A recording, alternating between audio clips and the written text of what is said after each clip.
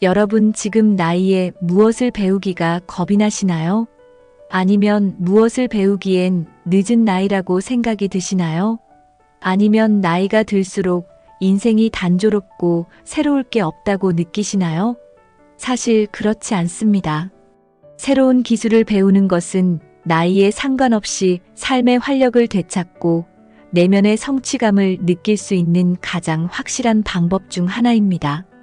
노년에 익힌 기술은 단순한 기술 이상의 의미를 지닙니다.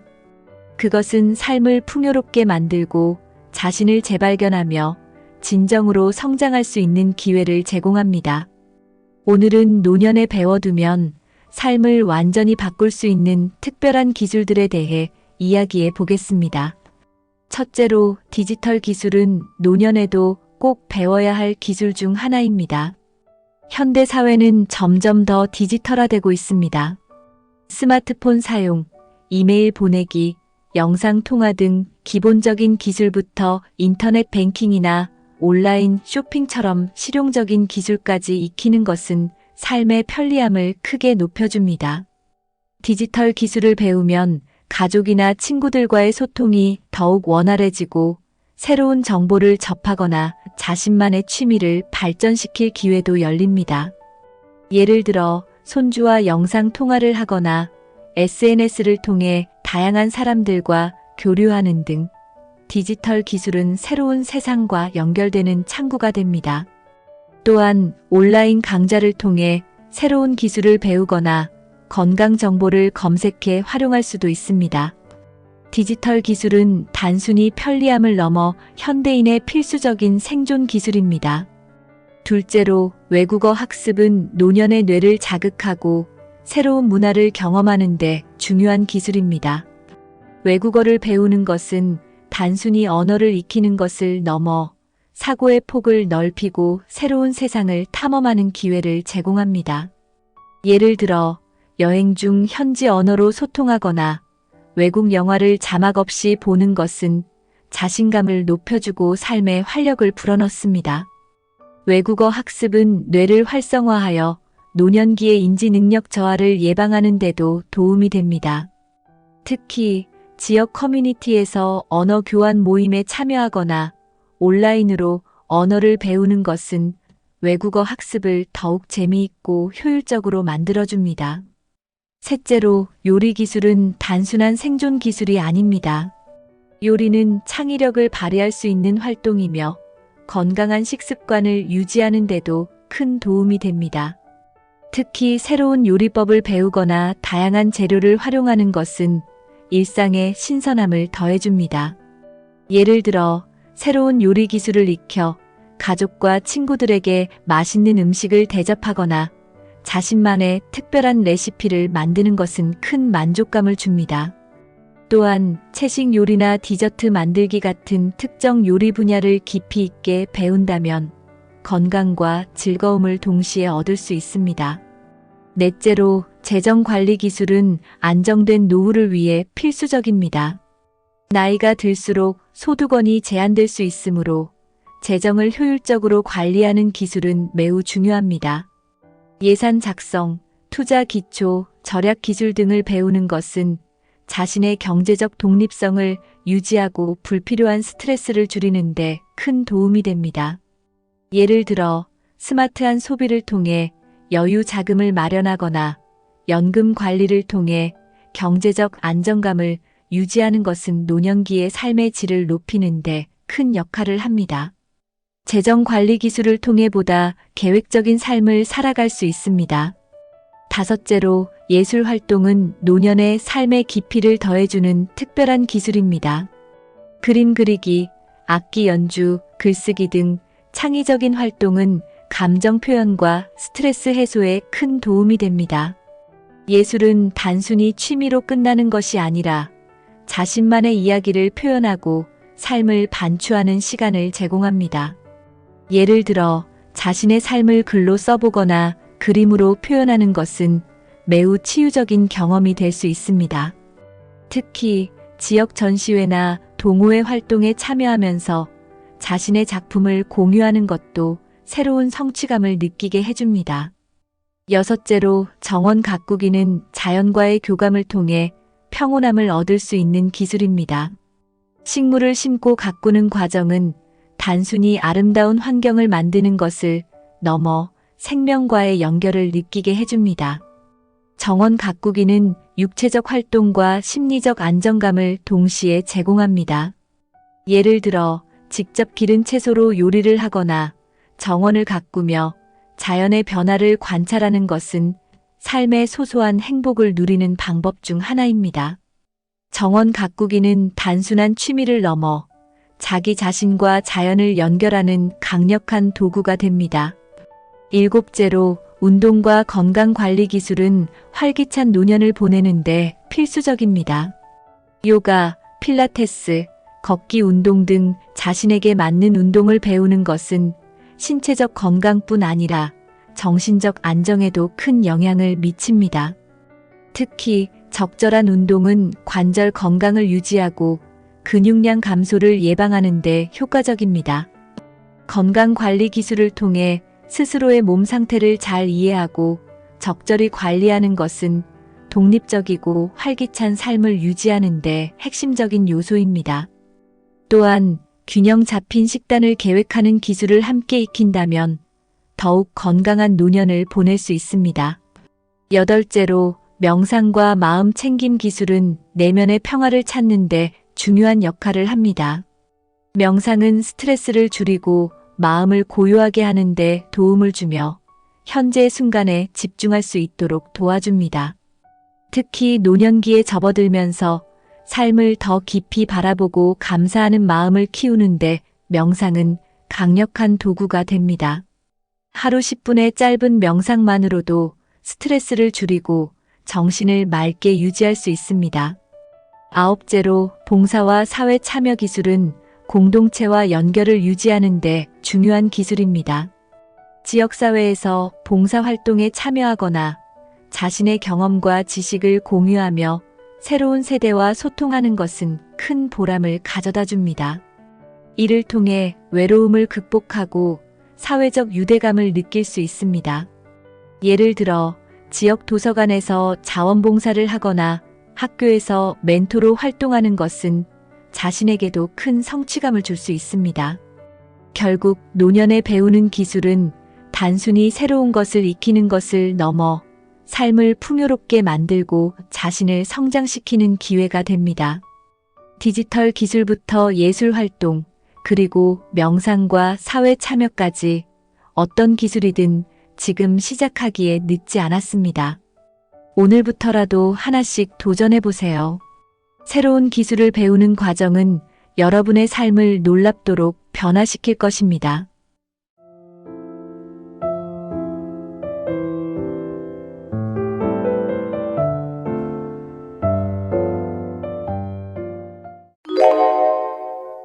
운동은 건강을 유지하는 데 필수적입니다. 그러나 나이가 들수록 몸이 변하기 때문에 어떤 운동이든 무조건 좋은 것은 아닙니다. 특히 60대 이후에는 특정 운동이 오히려 몸에 해를 끼칠 수 있습니다. 관절 손상, 근육 부상, 심혈관 부담과 같은 문제를 유발할 수 있죠. 오늘 영상에서는 60대부터 피해야 할 운동과 더 안전하게 대체할 수 있는 운동을 알아봅니다. 지금부터 올바른 운동법을 배워서 건강한 노후를 함께 준비해 보세요. 끝까지 시청하시면 안전하고 효과적인 운동 계획을 세우는데 큰 도움이 되실 겁니다. 1. 60대 이후 운동 시 주의해야 할 신체적 변화. 관절과 연골의 약화. 잘못된 운동이 관절을 손상시키는 이유. 나이가 들면 관절과 연골이 점차 약해지면서 충격을 흡수하는 능력이 감소합니다. 이로 인해 관절은 작은 충격에도 쉽게 손상될 수 있습니다. 특히 무릎 관절과 고관절은 체중을 지탱하는 역할을 하기 때문에 더욱 취약합니다. 과도한 하중이 가해지는 운동을 반복하면 관절염과 같은 질환의 위험이 높아집니다. 점프나 달리기처럼 관절에 반복적인 충격을 주는 운동은 특히 위험할 수 있습니다. 이러한 운동은 연골을 더 빠르게 마모시키고 관절 주위 조직의 염증을 유발할 가능성이 있습니다. 따라서 관절의 부담을 줄이는 운동을 선택하는 것이 중요합니다. 또한 관절이 약해지면 부상의 회복 속도도 느려지게 됩니다. 이는 한 번의 부상이 장기적인 문제로 이어질 가능성을 높입니다. 이를 예방하기 위해 관절 강화 운동을 병행하고 무리가 가지 않는 범위 내에서 운동 강도를 조절하는 것이 필요합니다. 결론적으로 관절은 나이에 따라 자연스럽게 약해지지만 적절한 관리와 운동 선택으로 손상을 예방할 수 있습니다. 관절을 보호하는 운동을 통해 건강한 노년기를 유지하세요. 근육량 감소와 유연성 저하로 인한 부상 위험. 60대가 되면 근육량이 줄어들고 유연성이 감소하면서 운동 중 부상의 위험이 증가합니다. 이는 자연스러운 노화 과정의 일부로 근육이 신체를 지탱하고 움직임을 지원하는 능력이 약화되기 때문입니다. 무리한 운동은 근육과 힘줄의 과도한 긴장을 유발하며 부상을 초래할 수 있습니다. 특히 중량을 사용하는 운동이나 갑작스러운 움직임이 필요한 운동은 근육 부상의 주요 원인입니다. 근육이 약해지면 신체를 안정적으로 지지하기 어려워지고 균형 감각도 저하될 수 있습니다. 이는 낙상의 위험을 높이는 요인이 됩니다. 유연성 저하도 문제입니다. 관절과 근육의 유연성이 부족하면 운동 범위가 제한되며 이는 부상을 유발할 가능성을 높입니다. 스트레칭이나 유연성 운동이 부족한 상태에서 격렬한 운동을 하면 근육이 찢어지거나 관절이 손상될 위험이 있습니다. 근육량 감소와 유연성 저하를 보완하려면 저항 운동과 유연성 강화 운동을 꾸준히 병행하는 것이 중요합니다. 무리하지 않는 강도의 운동을 선택하고 운동 전후로 충분한 스트레칭을 통해 근육을 준비시키세요. 이를 통해 부상을 예방하고 안정적인 신체 상태를 유지할 수 있습니다. 2. 60대부터 피해야 할 운동 종류. 과도한 중량을 다루는 웨이트 트레이닝의 위험성. 웨이트 트레이닝은 근육을 강화하는 데 효과적이지만 60대 이후에는 과도한 중량을 사용하는 것은 피해야 합니다. 무거운 중량은 관절과 힘줄에 과도한 압력을 가해 손상을 초래할 수 있습니다. 특히 무릎, 어깨, 허리와 같은 부위는 부상의 위험이 높아집니다. 초보자일수록 중량을 과도하게 설정하면 운동 중 자세가 무너질 가능성이 큽니다. 잘못된 자세로 무거운 중량을 들면 허리 디스크나 근육 파열 같은 심각한 부상을 입을 수 있습니다.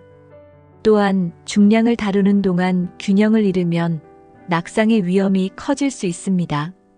중량을 다룰 때 생길 수 있는 또 다른 문제는 과도한 긴장 상태입니다. 중량을 들기 위해 근육을 과도하게 긴장시키면 혈압이 급격히 상승할 수 있고 이는 심혈관계 건강에 악영향을 미칠 수 있습니다. 특히 고혈압이나 심장 질환이 있는 분들에게는 위험한 상황을 초래할 수 있습니다. 이와 같은 이유로 웨이트 트레이닝을 할 때는 적정한 중량을 선택하고 올바른 자세를 유지하는 것이 필수적입니다. 하지만 60대 이후에는 이러한 운동보다 저강도의 저항 밴드나 가벼운 덤벨을 사용하는 방식으로 대체하는 것이 더 안전합니다. 전문가와 상의하여 자신의 신체 상태에 맞는 프로그램을 설계하는 것이 좋습니다. 또한 웨이트 트레이닝을 피하기 어려운 경우 관절 보호대를 착용하거나 웜업 운동을 통해 부상을 예방하는 것도 방법입니다. 하지만 과도한 중량은 되도록 피하고 무리가 가지 않는 수준에서 운동을 진행하는 것이 가장 안전합니다. 결론적으로 중량 운동은 강력한 운동 효과를 제공할 수 있지만 나이가 들수록 그 위험성을 고려해야 합니다. 관절과 근육을 보호하면서 안전하게 운동하는 방법을 선택하세요. 관절에 부담을 주는 고강도 점프와 달리기. 60대 이후에는 점프와 달리기와 같은 고강도 운동을 피하는 것이 중요합니다. 이 운동들은 무릎, 발목, 고관절 등 체중을 지탱하는 관절에 과도한 충격을 줍니다. 특히 관절염이나 연골 손상이 있는 경우 이러한 운동은 상태를 악화시킬 수 있습니다. 달리기는 심폐 건강에 좋다고 알려져 있지만 나이가 들수록 관절에 미치는 부정적인 영향을 무시할 수 없습니다. 마찬가지로 점프 동작이 포함된 에어로빅 운동은 순간적으로 관절에 큰 충격을 주어 부상을 유발할 위험이 있습니다. 고강도 운동은 근육 피로를 빠르게 유발하며 관절 주변의 조직이 약화된 상태에서 이를 반복하면 회복 속도도 느려집니다. 이로 인해 일상적인 움직임에서도 통증이 느껴질 수 있습니다. 특히 무릎이나 발목 부상은 한번 생기면 치료와 회복에 오랜 시간이 걸리므로 예방이 최선입니다. 관절을 보호하면서 운동 효과를 누리기 위해 낮은 강도의 걷기나 고정식 자전거 타기를 대안으로 선택할 수 있습니다.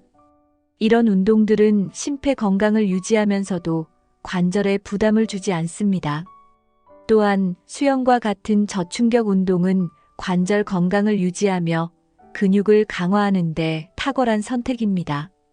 결국 점프와 달리기 같은 고강도 운동은 60대 이후에는 피해야 하며 더 안전한 대안을 통해 건강한 운동 루틴을 만들어야 합니다. 지나치게 긴 시간 동안 지속되는 유산소 운동. 유산소 운동은 심혈관 건강에 긍정적인 영향을 주지만 지나치게 긴 시간 동안 지속하면 오히려 건강을 해칠 수 있습니다. 장시간 운동은 근육과 관절의 피로를 증가시키고 체내 염증 반응을 유발할 수 있습니다. 이는 노년기에 흔히 발생하는 만성 통증을 악화시킬 위험이 있습니다. 60대 이후에는 유산소 운동의 강도뿐만 아니라 지속 시간도 중요합니다. 3040분 정도의 적당한 유산소 운동이 가장 이상적이며 그 이상의 시간은 몸에 과도한 스트레스를 줄 수 있습니다. 특히 과도한 유산소 운동은 심장에 무리를 줄 가능성이 있어 기존 심혈관 질환이 있는 분들에게는 더욱 주의가 필요합니다. 장시간 유산소 운동은 에너지 고갈을 초래해 일상생활에서 피로감을 느끼게 할 수 있습니다. 또한 장시간 달리기나 사이클링은 특정 관절에 반복적인 스트레스를 가해 부상의 위험을 높입니다. 이러한 위험을 줄이기 위해 운동 시간을 적절히 조정하고 중간에 휴식을 취하는 것이 중요합니다. 대신 짧고 효율적인 인터벌 운동이나 가벼운 유산소 운동을 추천합니다. 예를 들어 걷기와 정지 상태의 자전거 타기를 2030분씩 번갈아 하면 심폐 건강을 유지하면서도 몸에 부담을 덜 줄 수 있습니다. 운동 후에는 반드시 스트레칭으로 몸을 이완시켜 근육과 관절을 보호하세요. 결론적으로 유산소 운동은 지나치지 않은 범위에서 꾸준히 실천하는 것이 60대 이후 건강을 유지하는 데 가장 효과적입니다. 3. 운동 대체 방법 안전하고 효과적인 운동 추천. 관절 보호를 위한 수영과 아쿠아로빅. 수영은 관절에 부담을 주지 않으면서도 전신을 사용하는 유산소 운동입니다.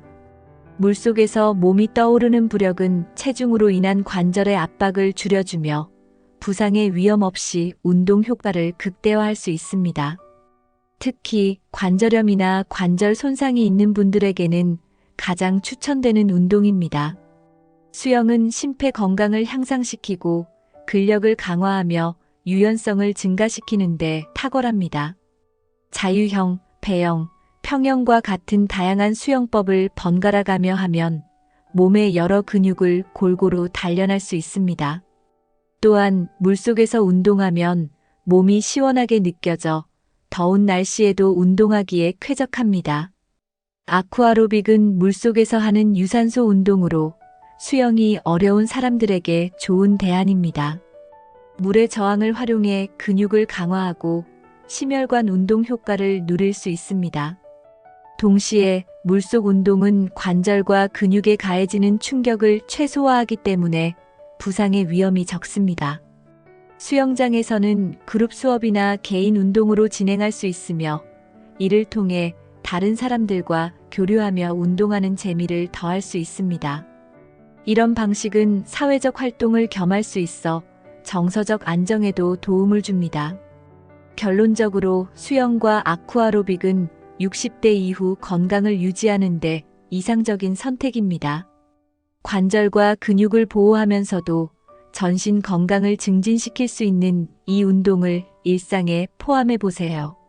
근육 강화와 유연성을 동시에 잡는 필라테스와 요가. 필라테스와 요가는 나이가 들수록 중요해지는 근력과 유연성을 동시에 강화할 수 있는 운동입니다. 필라테스는 몸의 중심 근육을 강화하며 균형 감각과 자세를 개선하는 데 초점을 맞춥니다. 특히 허리나 복부 근육을 강화해 낙상을 예방하는 데 효과적입니다. 요가는 심신의 안정과 함께 유연성을 높여줍니다. 요가 동작을 통해 근육과 관절의 움직임 범위를 넓힐 수 있으며 동시에 스트레스를 줄이는 데도 도움을 줍니다. 명상과 호흡 운동이 병행되므로 심리적 안정감도 얻을 수 있습니다. 이 운동들은 과격하지 않아 60대 이후에도 부담 없이 시작할 수 있습니다. 또한 자신의 신체 상태에 맞춰 동작의 난이도를 조절할 수 있어 부상의 위험이 적습니다. 꾸준히 실천하면 유연성과 근력이 개선되면서 일상적인 움직임이 더 편안해지는 것을 느낄 수 있습니다. 필라테스와 요가는 집에서도 쉽게 따라 할 수 있는 동영상 자료나 온라인 수업을 통해 배울 수 있습니다. 하지만 처음 시작할 때는 전문가의 도움을 받아 올바른 자세와 기술을 익히는 것이 중요합니다. 결론적으로 필라테스와 요가는 몸과 마음의 건강을 동시에 챙길 수 있는 운동으로 노년기에 매우 적합한 선택입니다. 꾸준히 실천해 건강하고 유연한 몸을 만들어 보세요. 걷기와 낮은 강도의 고정식 자전거 운동. 걷기는 가장 간단하면서도 효과적인 운동 중 하나입니다.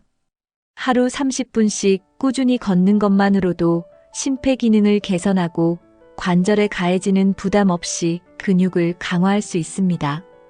특히 천천히 걷거나 빠르게 걷는 속도를 번갈아 가며 운동하면 운동 효과를 극대화할 수 있습니다.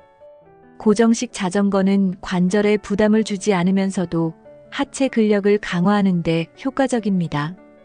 고정된 상태에서 운동하므로 낙상의 위험이 적으며 자신의 체력에 맞게 저항을 조절할 수 있어 안전합니다. 심혈관 운동으로도 적합하며 칼로리를 효과적으로 소모할 수 있습니다. 걷기와 자전거 운동은 실외와 실내에서 모두 가능하다는 장점이 있습니다. 실외에서 걷기는 자연을 즐기며 운동할 수 있는 기회를 제공하며 실내 자전거는 날씨와 상관없이 꾸준히 운동할 수 있는 방법입니다.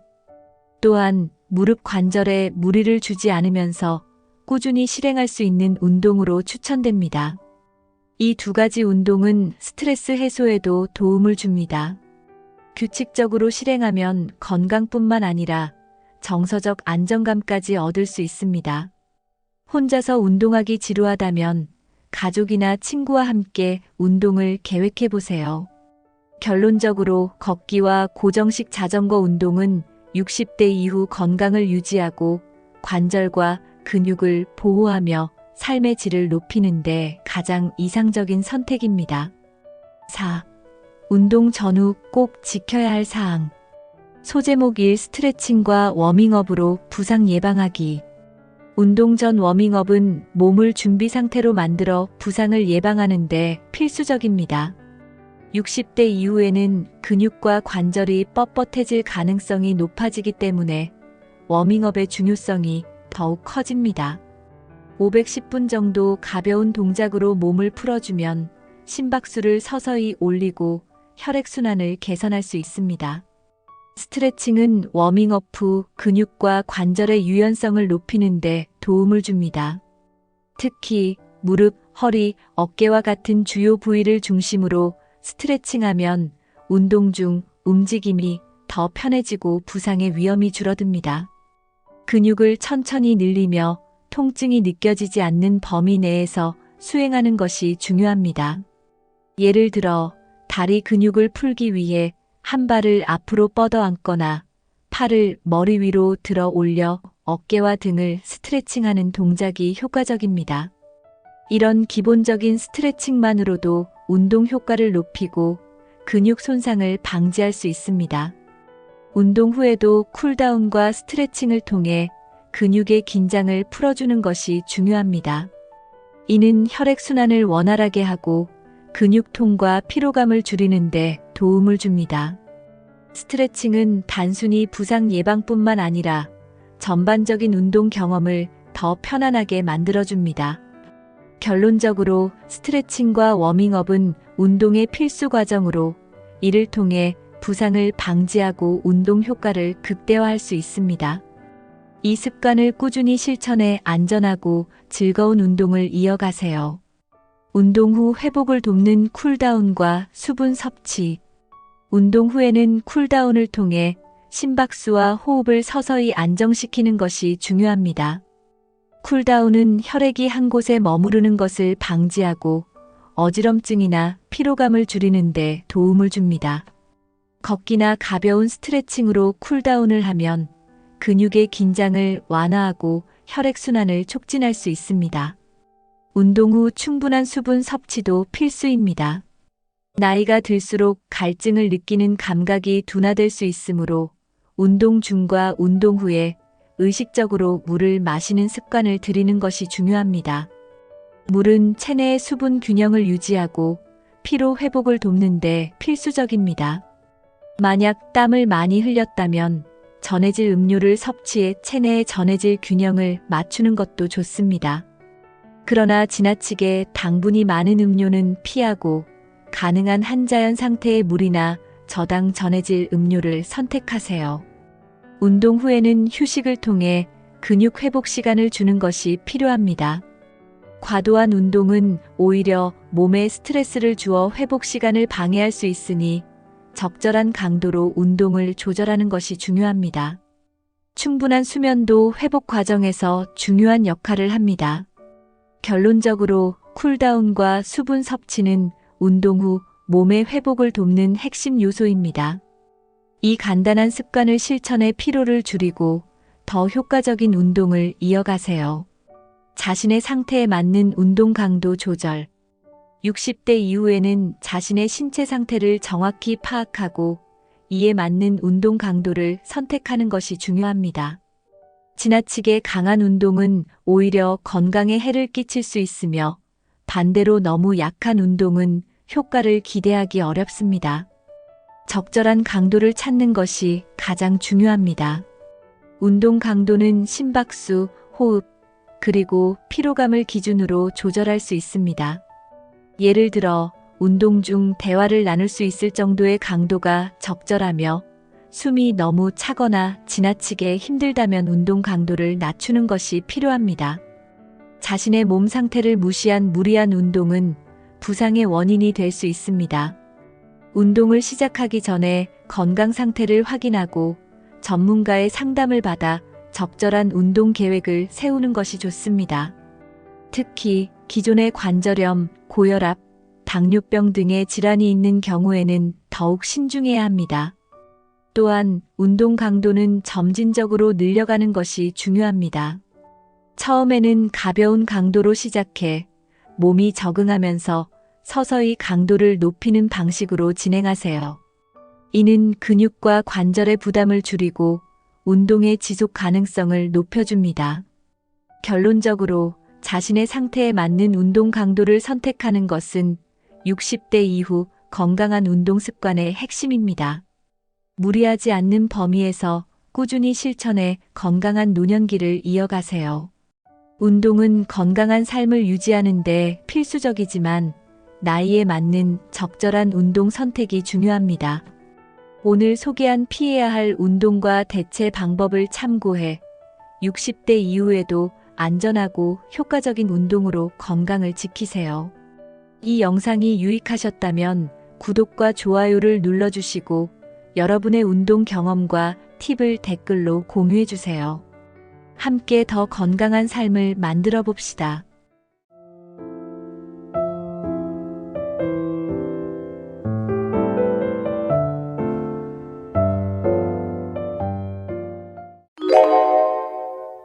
혼자 사는 노년의 삶, 외로움과 고독만 떠올리셨나요?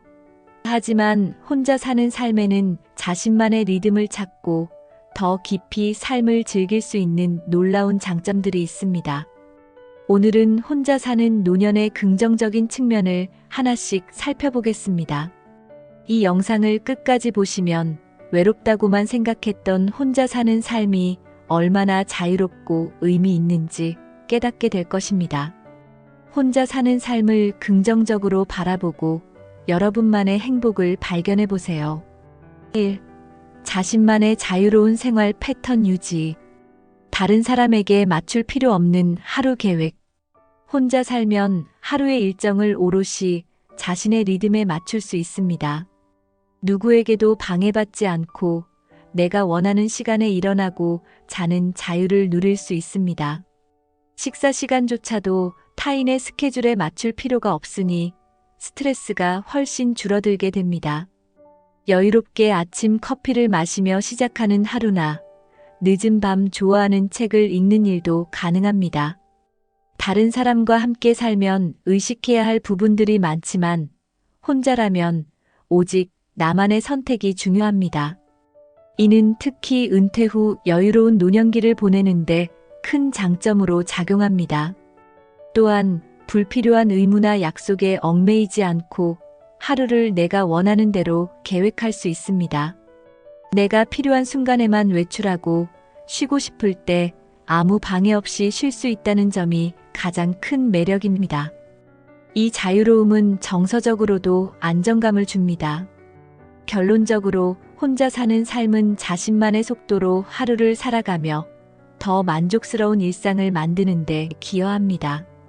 다른 사람에게 맞출 필요 없는 자유로운 생활 패턴은 혼자 사는 노년의 큰 장점입니다. 개인의 취미와 관심사에 집중할 시간. 혼자 사는 삶은 자신의 취미와 관심사에 집중할 시간을 제공합니다. 다른 사람과 함께 살면 자신의 취미에 시간을 할애하기 어려운 경우가 많습니다. 하지만 혼자라면 누구의 간섭도 없이 좋아하는 활동에 몰두할 수 있습니다. 예를 들어 그림을 그리고 음악을 듣고 가구를 만드는 등 내가 좋아하는 취미를 온전히 즐길 수 있습니다. 이런 활동들은 단순히 시간을 보내는 것을 넘어 정서적인 안정과 삶의 만족감을 높여줍니다. 내가 좋아하는 일을 하면서 성장해 나가는 과정은 노년의 삶을 더욱 풍요롭게 만듭니다. 또한 새로운 취미를 시작하는 것도 훨씬 쉽습니다. 타인의 눈치를 보거나 스케줄을 맞출 필요가 없으니 내가 하고 싶은 것에 바로 도전할 수 있습니다. 배우고 싶은 언어를 배우거나 혼자 여행을 계획하는 것도 가능합니다. 혼자 있는 시간은 자신을 위한 시간입니다. 이런 시간은 타인과의 관계에서 오는 피로감을 해소하며 나를 더 깊이 이해하는 기회를 제공합니다. 결과적으로 자신의 취미와 관심사에 집중할 수 있는 시간은 혼자 사는 삶의 큰 장점 중 하나입니다. 2. 경제적 관리와 독립성의 장점. 지출을 스스로 통제할 수 있는 경제적 독립. 혼자 살면 지출을 스스로 통제할 수 있다는 점이 큰 장점입니다. 다른 사람과 함께 살면 종종 예상치 못한 지출이 발생하거나 타인의 필요를 위해 돈을 써야 하는 경우가 많습니다. 그러나 혼자 살면 자신의 우선순위에 따라 계획적으로 소비할 수 있습니다. 예를 들어 내가 좋아하는 취미나 여행에 더 많은 비용을 투자할 수 있습니다. 다른 사람이 필요로 하는 물건이나 활동에 신경 쓰지 않아도 되니 돈을 더 효율적으로 사용할 수 있습니다. 이는 재정적 스트레스를 줄이고 경제적 독립을 더욱 강화합니다.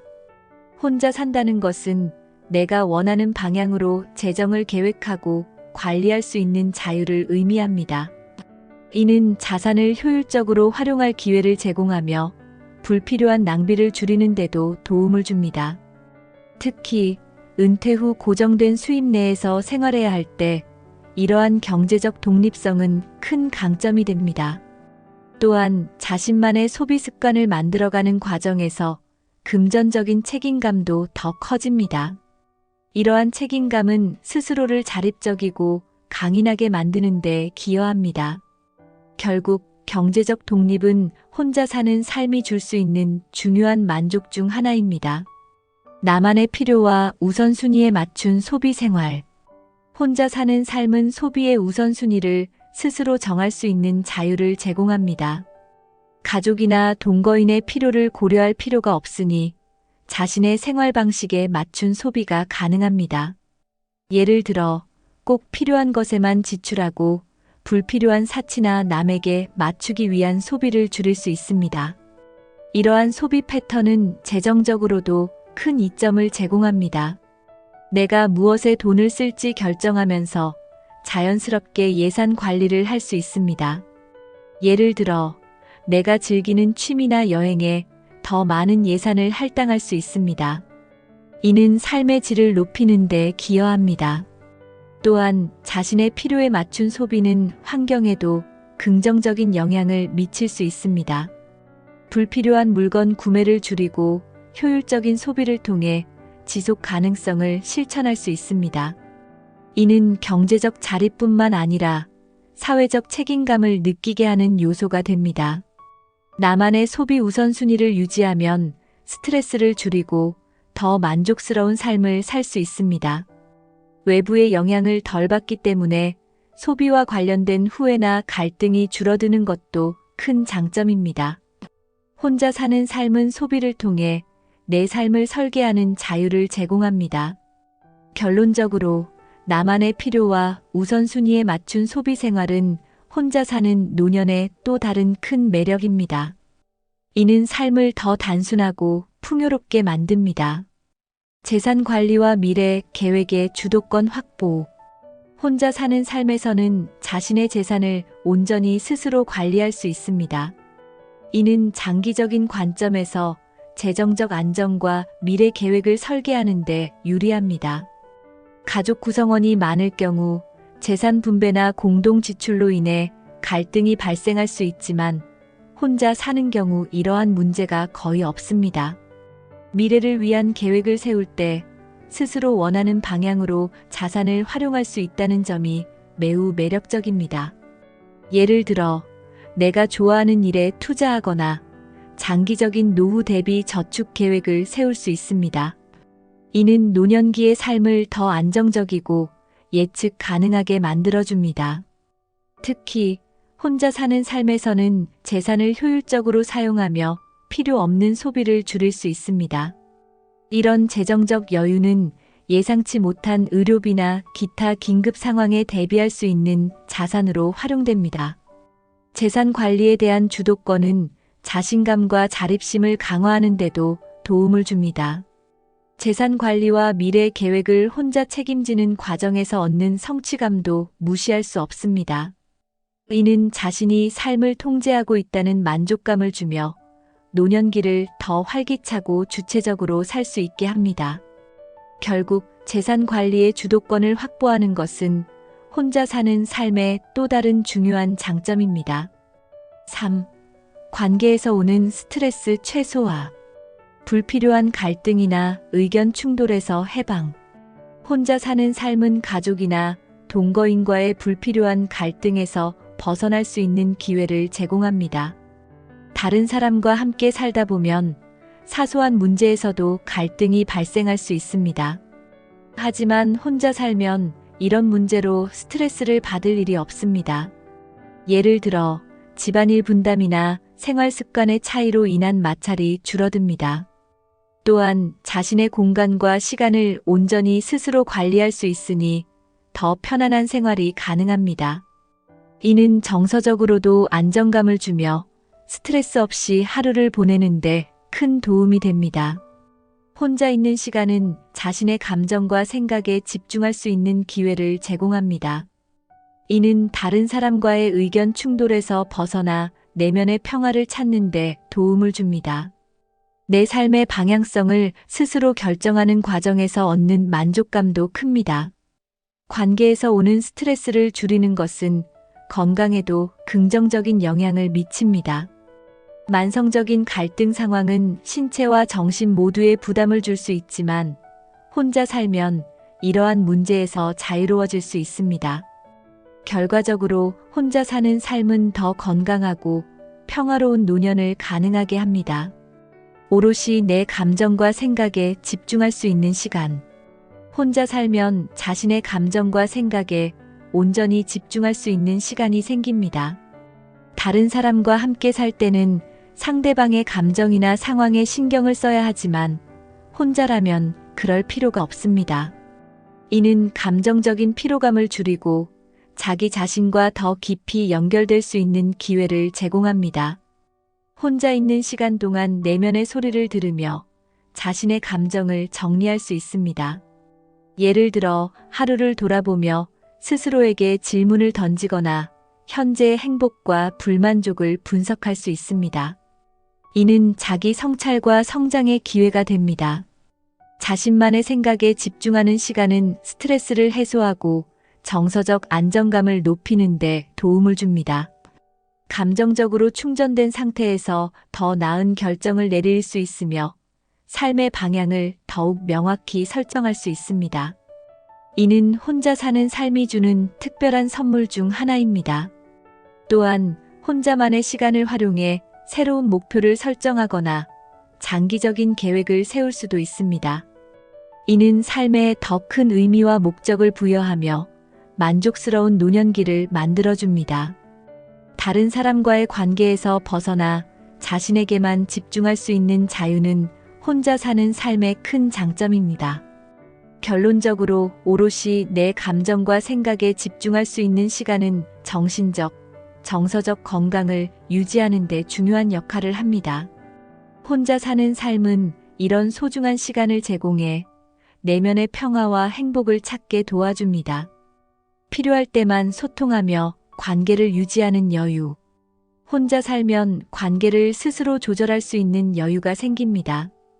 필요할 때만 소통하며 관계를 유지할 수 있어 다른 사람과의 과도한 접촉으로 인한 피로감을 피할 수 있습니다. 이는 특히 인간관계에서 에너지를 많이 소비하는 사람들에게 큰 장점입니다. 필요할 때만 소통한다는 것은 불필요한 갈등을 줄이고 관계를 더 건강하게 유지할 수 있다는 의미입니다. 예를 들어 꼭 필요한 자리나 연락만 유지하며 관계의 밀도를 조절할 수 있습니다.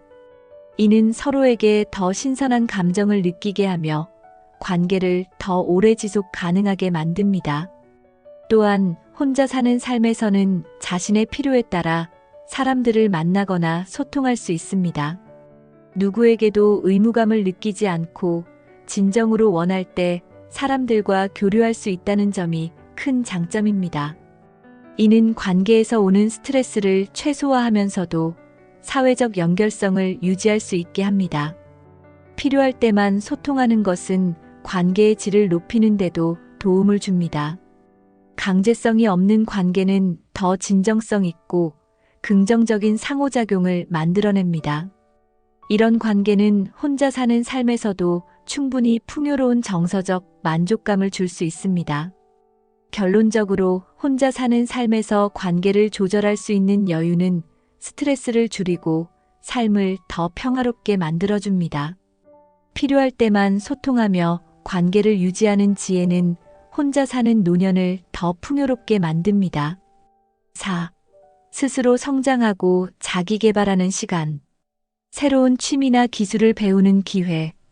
혼자 살면서 생기는 여유 시간은 새로운 취미나 기술을 배우는데 활용할 수 있습니다. 예를 들어 요리, 그림, 악기 연주와 같은 창의적인 활동을 배우거나 컴퓨터나 스마트폰 사용법을 익히는 것도 가능합니다. 이러한 새로운 도전은 뇌를 활성화하고 삶의 만족도를 높이는 데 큰 도움을 줍니다. 자기 개발은 단순한 기술 습득을 넘어 자신의 잠재력을 발견하는 과정입니다.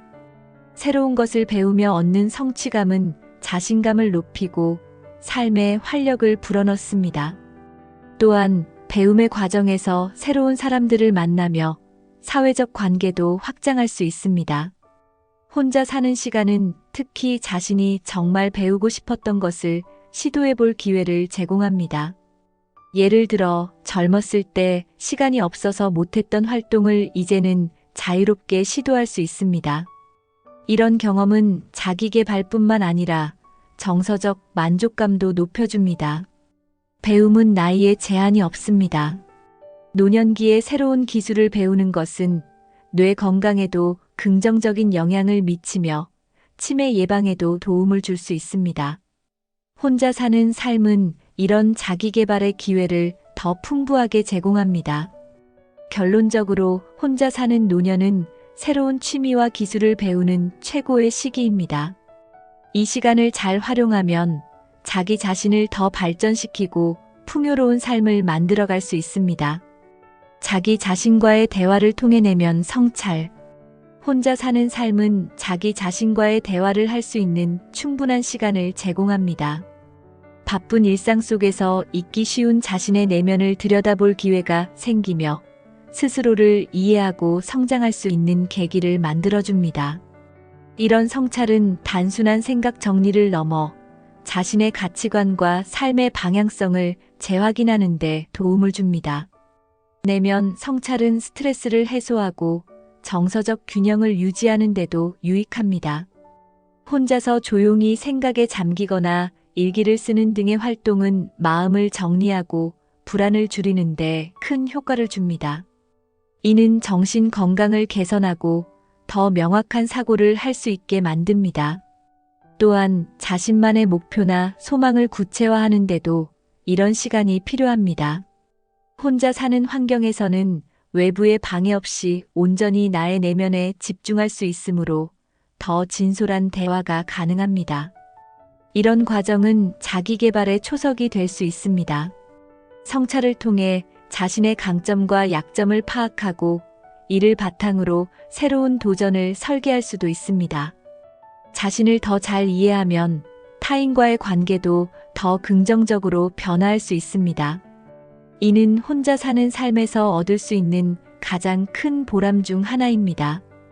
결론적으로 내면 성찰은 자신을 깊이 이해하고 나아가 더 나은 삶을 설계하는 데 중요한 역할을 합니다. 혼자 사는 시간은 이런 귀중한 성찰의 기회를 제공합니다. 독립적으로 문제를 해결하며 얻는 성취감. 혼자 살다 보면 크고 작은 문제를 스스로 해결해야 하는 상황에 자주 놓입니다. 이런 경험은 처음에는 부담스러울 수 있지만 해결해 나가는 과정에서 강한 성취감을 느낄 수 있습니다. 혼자서 결정하고 실행하는 능력은 자신감을 키우고 자립심을 강화합니다. 예를 들어 집안에 고장난 물건을 고치거나 복잡한 행정 절차를 스스로 처리하는 일들은 나를 더 독립적이고 책임감 있는 사람으로 만들어줍니다. 이런 과정을 통해 삶의 작은 성공들을 쌓아나갈 수 있습니다. 스스로 문제를 해결하는 능력은 노년기의 중요한 기술 중 하나입니다. 이는 단순히 기술적인 해결 능력을 넘어 문제를 바라보는 긍정적인 태도와 도전 정신을 길러줍니다. 혼자서 해결한 경험은 나에게 더 큰 자신감을 심어줍니다. 또한 이런 과정을 통해 배움의 기회가 늘어나고 삶에 대한 새로운 통찰을 얻게 됩니다. 나이가 들수록 배우는 것은 멈추지 않아야 하며 이런 경험은 계속해서 나를 성장시키는 자양분이 됩니다. 결국 혼자 사는 삶에서 문제를 해결하는 과정은 나 자신을 더 강하게 만들어줍니다. 이런 경험들이 쌓이면서 삶의 만족도와 성취감은 더욱 커질 것입니다. 5. 혼자 사는 삶을 풍요롭게 만드는 방법. 친구와 이웃과의 의미 있는 교류. 혼자 산다고 해서 사회적 관계를 끊을 필요는 없습니다. 오히려 내가 원하는 방식으로 친구와 이웃과의 관계를 맺으며 의미 있는 교류를 만들 수 있습니다. 필요할 때 사람들과 교류하고 과도한 의무감 없이 관계를 유지할 수 있는 점이 혼자 사는 삶의 장점 중 하나입니다. 이웃과의 소소한 인사는 정서적인 안정감을 주고 지역사회에 속해 있다는 느낌을 줄 수 있습니다. 친구와의 정기적인 만남이나 전화통화는 혼자 사는 삶에서 외로움을 줄이고 관계의 즐거움을 느끼게 합니다.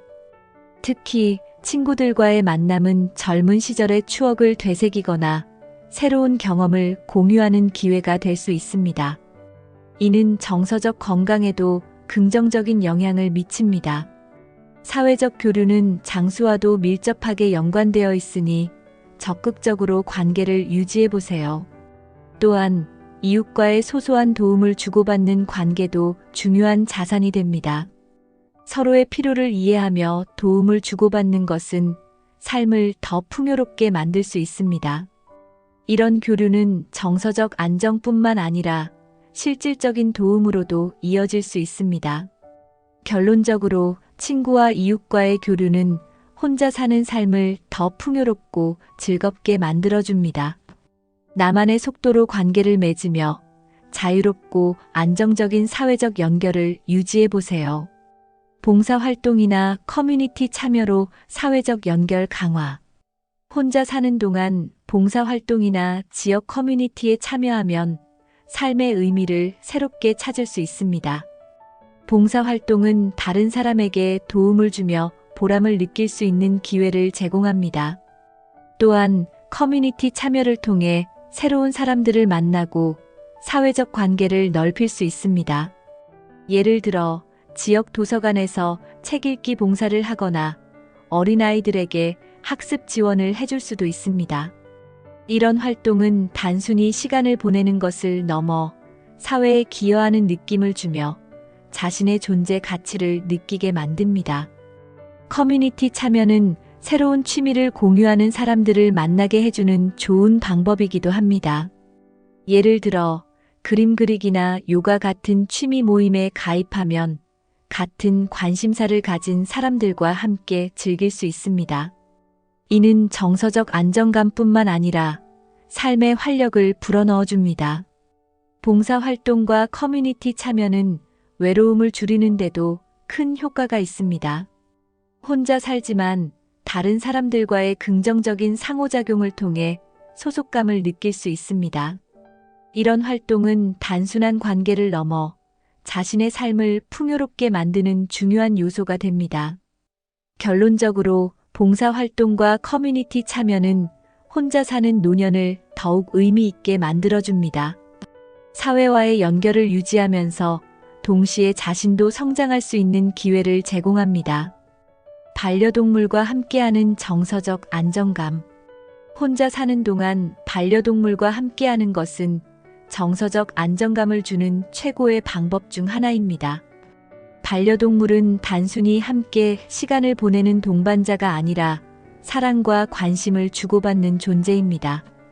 이는 혼자 사는 외로움을 덜어주고 일상의 기쁨을 더해줍니다. 강아지나 고양이처럼 상호작용이 많은 반려동물은 특히 정서적 연결을 강화하는 데 효과적입니다. 반려동물을 돌보는 과정에서 책임감도 생기며 이는 삶에 활기를 불어넣어줍니다. 매일 아침 산책을 함께 하거나 저녁에 소파에서 함께 쉬는 일상은 삶의 질을 크게 향상시킬 수 있습니다. 반려동물과의 교감은 스트레스를 줄이고 마음을 진정시키는 데도 도움을 줍니다. 과학적으로도 반려동물과의 상호작용이 심박수를 안정시키고 행복 호르몬을 증가시킨다는 연구 결과가 있습니다. 이는 신체적 건강에도 긍정적인 영향을 미칩니다. 반려동물을 돌보는 과정은 새로운 루틴을 만들어주며 삶의 리듬을 안정시킵니다. 또한 반려동물은 사람들과의 대화를 시작하는 좋은 매개체가 될 수 있습니다. 산책 중 만나는 이웃들과 자연스럽게 교류할 기회를 제공합니다. 결론적으로 반려동물은 혼자 사는 삶을 더 풍요롭고 따뜻하게 만들어주는 존재입니다. 정서적 안정과 함께 삶의 동반자를 얻고 싶다면 반려동물을 가족으로 맞이해 보세요. 혼자 사는 노년의 삶은 단순히 외로움을 의미하지 않습니다. 오히려 자신만의 자유와 선택권을 누리며 삶의 질을 높일 수 있는 특별한 기회입니다. 오늘 이야기한 내용을 참고해 혼자 사는 삶의 긍정적인 측면을 발견하고 더 행복한 노년기를 설계해 보세요. 이 영상이 도움이 되셨다면 구독과 좋아요를 눌러주시고 여러분의 혼자 사는 삶에 대한 경험과 생각을 댓글로 공유해 주세요. 함께 더 나은 노년의 삶을 이야기해 봅시다.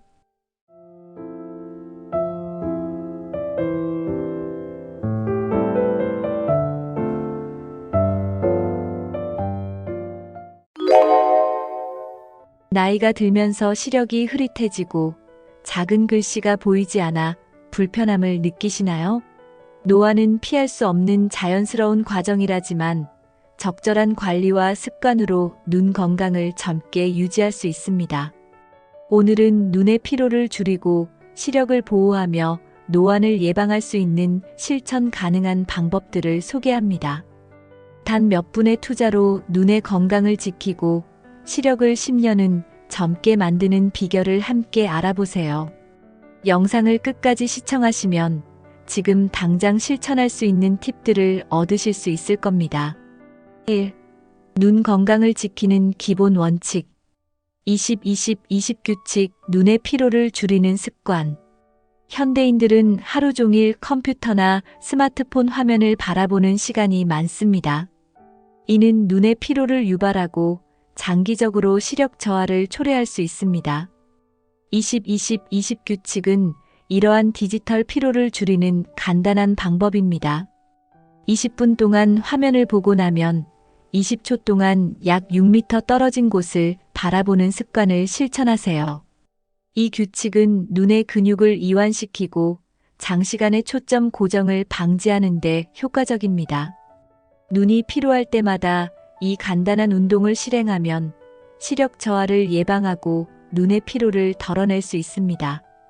또한 화면을 보는 동안 정기적으로 눈을 깜빡이는 것도 중요합니다.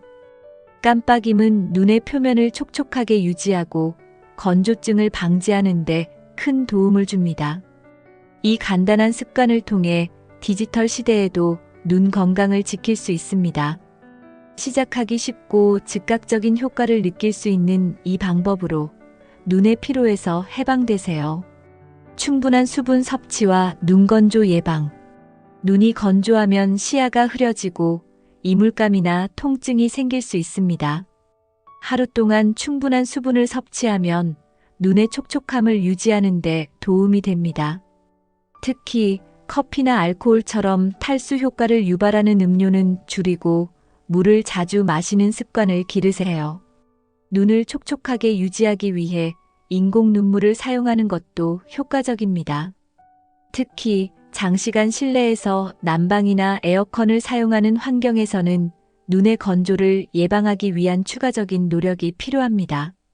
습도를 유지하는 가습기를 사용하는 것도 좋은 방법입니다. 건조한 환경에 장시간 노출되면 눈의 피로와 시력 저하를 유발할 수 있습니다. 따라서 눈의 수분 균형을 유지하기 위해 물을 충분히 섭취하고 눈 건강을 위한 습관을 꾸준히 실천해야 합니다. 이 작은 변화가 눈 건강에 큰 차이를 만들어냅니다. 2. 영양 섭취로 눈을 보호하는 방법. 루테인과 제아잔틴이 풍부한 식품 섭취. 루테인과 제아잔틴은 눈 건강에 필수적인 영양소입니다. 이 두 가지 성분은 특히 망막의 중심 부분을 보호하고 유해한 청색광으로부터 눈을 지켜줍니다. 시금치, 케일, 브로콜리와 같은 녹색잎 채소에 풍부하게 함유되어 있으니 식단에 자주 포함시키세요. 또한 계란 노른자는 루테인의 훌륭한 공급원 중 하나입니다. 계란은 소화가 쉽고 다양한 요리에 활용할 수 있어 매일 섭취하기에 적합한 식품입니다. 하루 한 끼라도 이러한 식품을 섭취하면 눈 건강을 보호하고 노안을 예방할 수 있습니다. 특히 루테인과 제아잔틴은 체내에서 자연적으로 생성되지 않기 때문에 음식을 통해 꾸준히 보충해야 합니다. 이를 위해 신선한 채소와 과일을 충분히 섭취하며 균형 잡힌 식단을 유지하는 것이 중요합니다. 영양소가 풍부한 식사를 통해 눈 건강을 지키는 첫걸음을 시작하세요.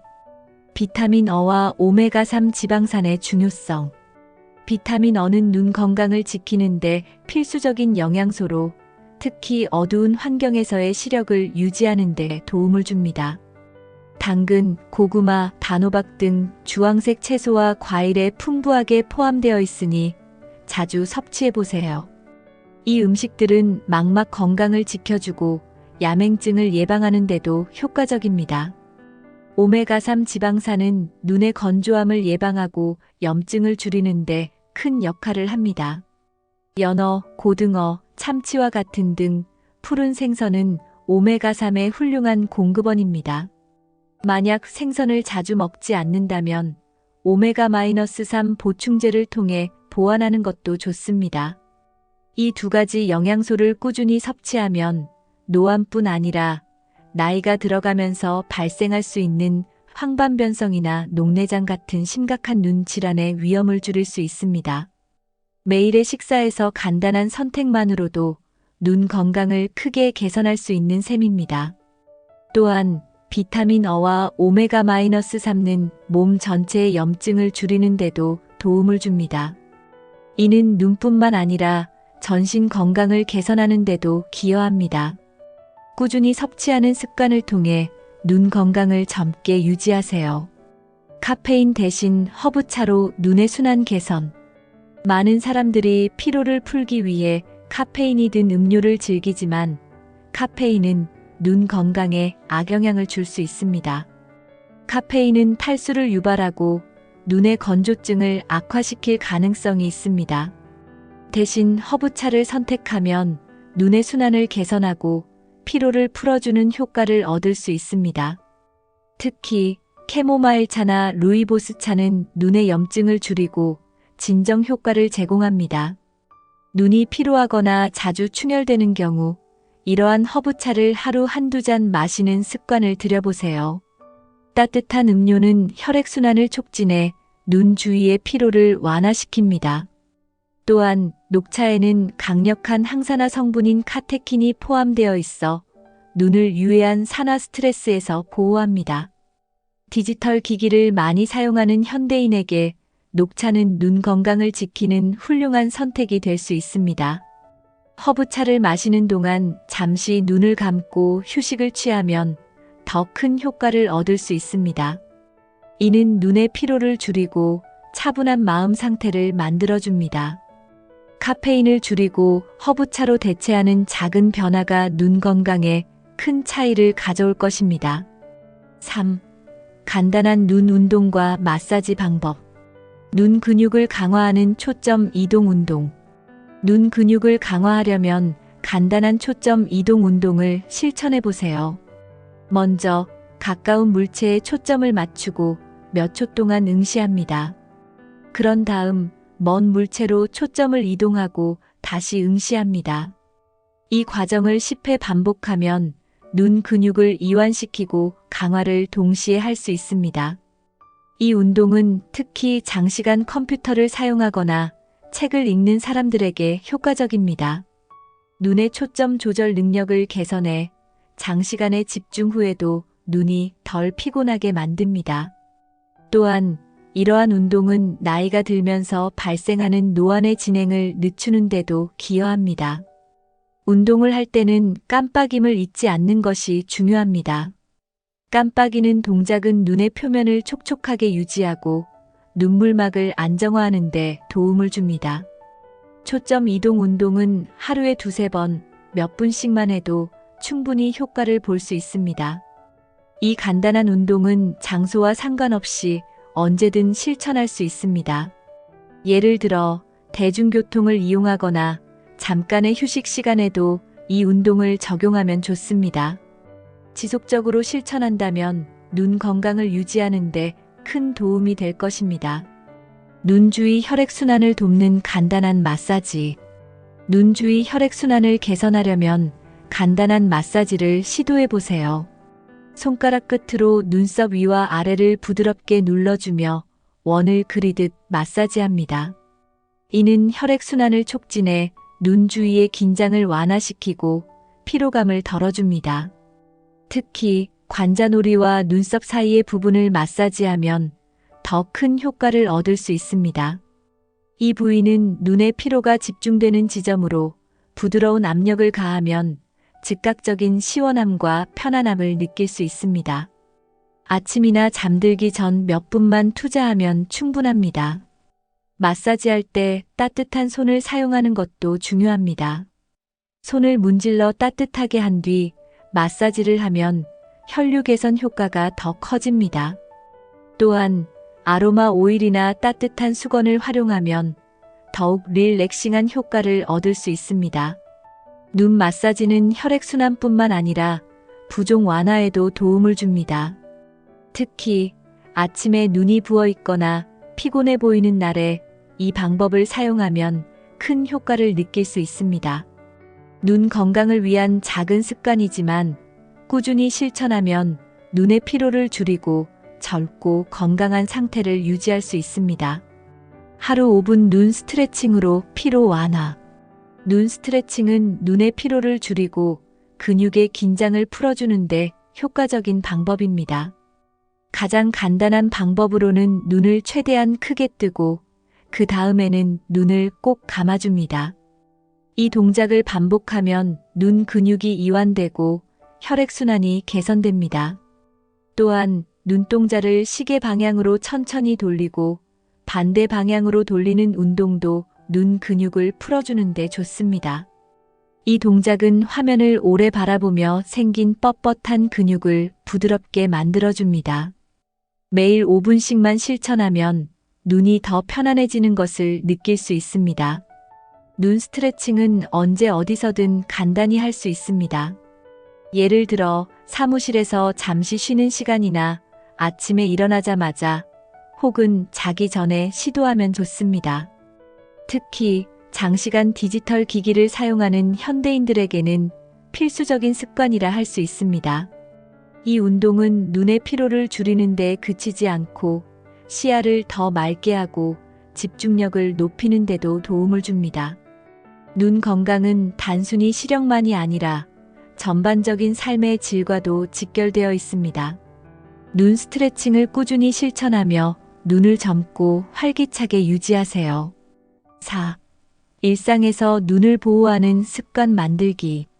블루라이트 차단 디지털 기기 사용 시간 관리. 디지털 기기의 사용이 증가하면서 블루라이트로 인한 눈 피로와 시력 저하 문제가 심각해졌습니다. 블루라이트는 눈의 망막에 손상을 줄 수 있으며 장시간 노출되면 노안과 황반변성을 가속화할 수 있습니다. 이를 예방하려면 블루라이트 차단 필터를 사용하는 것이 중요합니다. 스마트폰과 컴퓨터의 디스플레이 설정에서 블루라이트 필터 모드를 활성화하거나 블루라이트 차단 안경을 사용하는 것도 좋은 방법입니다. 특히 밤늦게 디지털 기기를 사용할 경우 필터를 적용하면 수면의 질도 향상됩니다. 또한 디지털 기기 사용 시간을 제한하는 것이 중요합니다. 하루 종일 화면을 들여다보는 대신 일정 시간마다 눈을 쉬게 해주세요. 20-20-20 규칙과 병행하면 눈 피로를 크게 줄일 수 있습니다. 화면 밝기와 주변 조명도 눈 건강에 영향을 미칩니다. 화면이 너무 밝거나 어두우면 눈이 더 빨리 피로해질 수 있으니 적절한 밝기를 유지하는 것이 중요합니다. 이러한 작은 습관들이 모여 눈 건강을 보호하는 큰 차이를 만들어냅니다. 자외선으로부터 눈을 지키는 선글라스 착용. 햇빛에 포함된 자외선은 피부뿐만 아니라 눈에도 큰 해를 끼칠 수 있습니다. 장시간 자외선에 노출되면 백내장이나 황반변성 같은 심각한 눈 질환이 발생할 위험이 높아집니다. 이를 예방하려면 외출 시 선글라스를 착용하는 습관을 들이세요. 선글라스를 선택할 때는 자외선을 100% 차단할 수 있는 제품을 고르는 것이 중요합니다. 단순히 어두운 렌즈가 아니라 UV 차단 기능이 있는 선글라스를 사용해야 효과를 볼 수 있습니다. 모자와 선글라스를 함께 사용하는 것도 추가적인 보호를 제공합니다. 특히 자외선이 강한 오전 10시부터 오후 2시 사이에는 가능한 한 선글라스를 착용하세요. 이 시간대는 햇빛이 가장 강렬하여 눈에 해를 끼칠 가능성이 높습니다. 바닷가나 눈 덮인 지역처럼 빛 반사가 강한 장소에서도 선글라스는 필수입니다. 선글라스를 꾸준히 착용하면 자외선으로 인한 눈 손상을 예방할 수 있을 뿐만 아니라 노안을 늦추는 데도 효과적입니다. 이 간단한 습관이 평생의 눈 건강을 지키는 열쇠가 될 수 있습니다. 적절한 수면으로 눈의 재생시간 확보. 수면은 눈 건강을 유지하는 데 매우 중요한 역할을 합니다. 밤새 눈은 활동을 멈추고 회복 시간을 가지며 이 과정에서 손상된 세포가 복구됩니다. 충분한 수면을 취하지 못하면 눈의 피로가 누적되고 시력 저하로 이어질 수 있습니다. 하루 78시간의 적절한 수면은 눈뿐만 아니라 전체적인 건강에도 좋습니다. 특히 규칙적인 수면 패턴을 유지하면 몸의 자연스러운 리듬을 회복할 수 있습니다. 이는 눈의 피로를 풀고 시력을 보호하는 데 큰 도움을 줍니다. 수면 환경도 눈 건강에 영향을 미칩니다. 어두운 환경에서 자는 것이 눈의 완전한 휴식을 돕고 블루라이트가 없는 상태에서 수면을 취하는 것이 가장 좋습니다. 자기 전 1시간 동안 디지털 기기를 멀리하면 수면의 질이 더 좋아질 것입니다. 수면은 단순히 피로를 푸는 시간을 넘어 눈 건강을 유지하는 데 핵심적인 역할을 합니다. 꾸준히 양질의 수면을 취하며 눈의 재생 시간을 충분히 확보하세요. 이는 노안을 예방하고 눈을 더 오래 젊게 유지하는 데 중요한 습관이 될 것입니다. 5. 전문적인 관리와 주기적인 점검의 필요성. 정기적인 안과 검사로 초기 질환 발견하기. 눈 건강을 유지하기 위해 정기적인 안과 검사는 필수적입니다. 노안이나 백내장, 녹내장 같은 질환은 초기에는 증상이 거의 없기 때문에 정기적인 검사를 통해 조기에 발견하는 것이 중요합니다. 특히 40대 이후부터는 1년에 한 번 정도 안과 검진을 받는 것이 추천됩니다. 안과 검사는 단순히 시력 측정을 넘어 망막 상태와 안압, 그리고 각막 건강 상태까지 점검할 수 있습니다. 이는 눈 질환이 더 심각해지기 전에 예방하거나 관리할 수 있는 기회를 제공합니다. 조기에 발견된 질환은 치료 성공률이 훨씬 높아집니다. 또한 안과 검사를 통해 디지털 기기 사용으로 인한 눈의 피로나 건조증을 점검할 수 있습니다. 의사는 개인의 상태에 맞는 적절한 조치를 권장할 수 있으며 필요시 보조기구나 처방약을 통해 눈 건강을 지원할 수 있습니다. 정기 검사는 또한 안경이나 렌즈 처방의 정확성을 확인하는 데도 도움이 됩니다. 잘못된 시력 보조기구는 눈의 피로를 가중시키고 장기적으로 시력을 더 나쁘게 만들 수 있습니다. 정확한 처방을 통해 눈의 부담을 줄이고 시력을 안정적으로 유지하세요. 안구 건조증과 노안 치료를 위한 최신 기술. 안구 건조증은 나이가 들수록 흔히 겪는 문제 중 하나입니다. 건조증을 방치하면 눈의 피로감은 물론 시야 흐림과 염증으로 이어질 수 있습니다. 최근에는 안구 건조증을 효과적으로 치료할 수 있는 다양한 기술과 제품이 개발되었습니다. 예를 들어 인공 눈물은 즉각적인 건조증 완화에 도움을 주며 라크리시트의 ACRISSE와 같은 지속적인 눈물 공급 장치는 만성 건조증 환자들에게 유용합니다. 이러한 기술은 안구 표면을 보호하고 눈의 불편함을 줄이는 데 큰 효과를 발휘합니다. 노안 치료를 위한 최신 기술도 주목할 만합니다. 레이저 시술은 노안을 교정하고 시력을 향상시키는 데 사용되며 기술이 점점 더 정교해지고 있습니다. 또한 다초점 인공수정체 삽입술은 노안을 포함한 백내장 문제를 동시에 해결할 수 있는 효과적인 방법으로 평가받고 있습니다. 안구 건조증과 노안은 나이가 들면서 누구나 경험할 수 있는 문제지만 이를 방치하지 않고 최신 기술을 활용하면 삶의 질을 크게 개선할 수 있습니다. 전문적인 치료 옵션을 상담하고 눈 건강을 적극적으로 관리하세요. 눈 건강을 위한 맞춤형 보조기구 활용법. 눈 건강을 유지하는 데에는 맞춤형 보조기구도 중요한 역할을 합니다. 블루라이트 차단 안경은 디지털 기기를 자주 사용하는 현대인에게 필수적입니다. 이러한 안경은 청색광으로부터 눈을 보호하고 눈의 피로를 줄이는 데 도움을 줍니다. 또한 독서를 좋아하거나 세밀한 작업을 자주 하는 사람들은 돋보기를 사용하는 것이 좋습니다.